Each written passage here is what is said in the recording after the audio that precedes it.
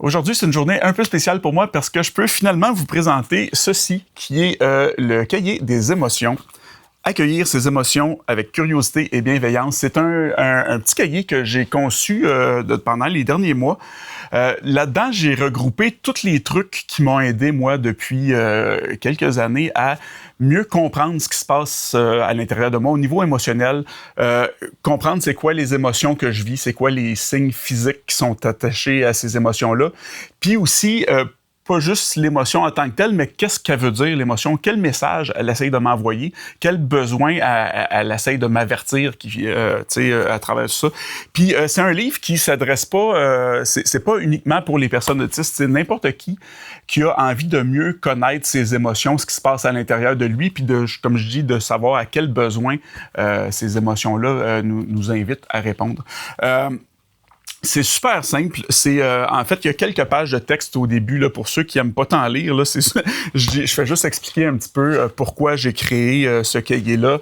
J'explique brièvement comment ça fonctionne. Puis tout de suite après, il y a déjà un exemple du cahier avec 2 pages qui sont pré-remplies.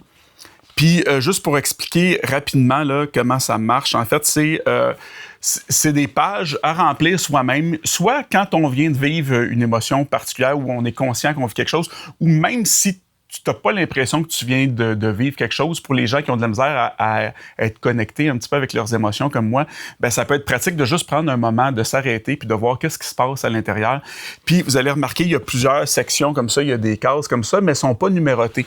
Fait que t'es pas obligé de répondre dans un ordre particulier comme moi. Tu sais, je commence tout le temps par la section qui parle des sensations physiques parce que pour moi, c'est plus facile souvent de savoir, de ressentir la sensation physique plutôt que de deviner tout de suite l'émotion.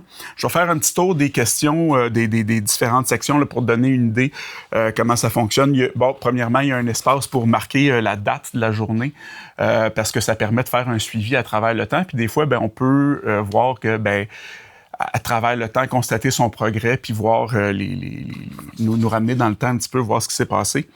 Dans les différentes questions qui sont posées, il y a qu'est-ce qui s'est passé. Donc là, c'est l'endroit où on va parler de ce qui a déclenché en tant que tel l'émotion.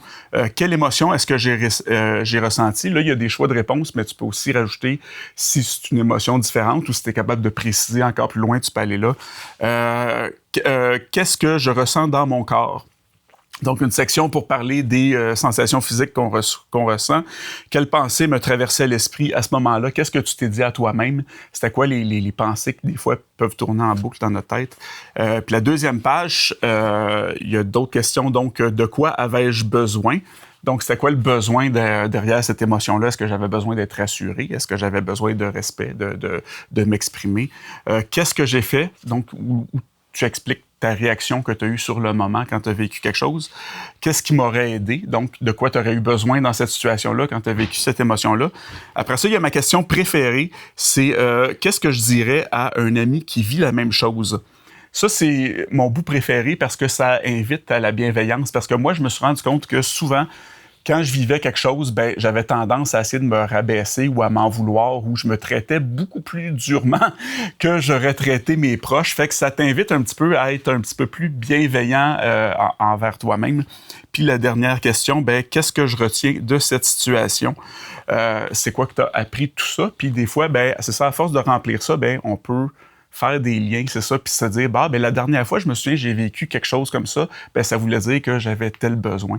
Donc, je m'attarderai pas trop longtemps là-dessus, là, je sais que je vais probablement avoir plein de questions plus tard, j'y répondrai, mais tout ça pour dire que c'est maintenant disponible sur Amazon, donc juste à chercher Le cahier des émotions par Jonathan Boucher-Cormier. Je vais mettre un lien, de toute façon, en commentaire, et puis si vous êtes sur, mettons, TikTok, ou dans ma bio, il y a déjà un lien pour ce livre-là. Si jamais c'est quelque chose qui vous intéresse, c'est un livre qui s'adresse à, comme je dis, pas seulement les personnes autistes, mais n'importe qui a envie de mieux se comprendre.